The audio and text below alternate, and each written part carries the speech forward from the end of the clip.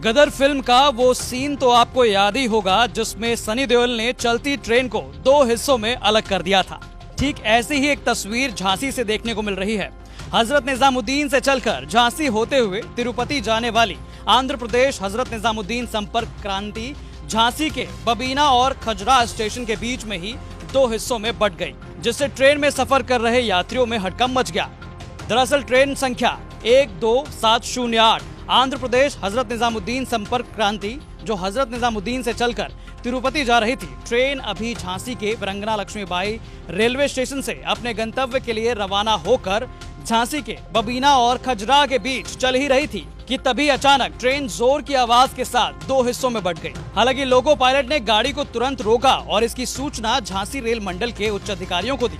इसके बाद अधिकारी और कर्मचारी मौके पर पहुंचे तो पाया कि ट्रेन की कपलिंग टूट गई है। टूटी हुई कपलिंग को कुछ देर बाद सुधारा गया और फिर ट्रेन को अपने गंतव्य के लिए रवाना किया गया।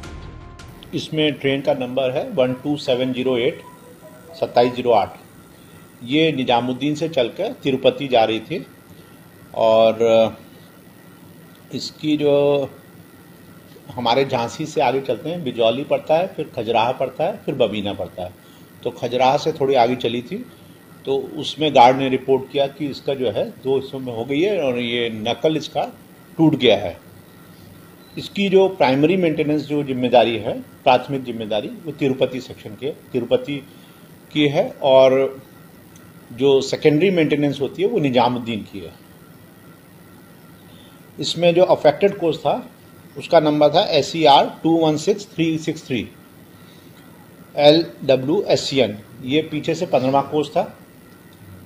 S3 और S4 के बीच में बटी है। साउथ सेंट्रल रेलवे जो है उनसे बात की है और वो उसकी जांच करवाएंगे कि उसमें क्या कारण है कि क्यों टूटी है, नकल क्यों टूटी है, उसका मटेरियल फेल्योर है या क्या उसमें उसका जांच का विषय है।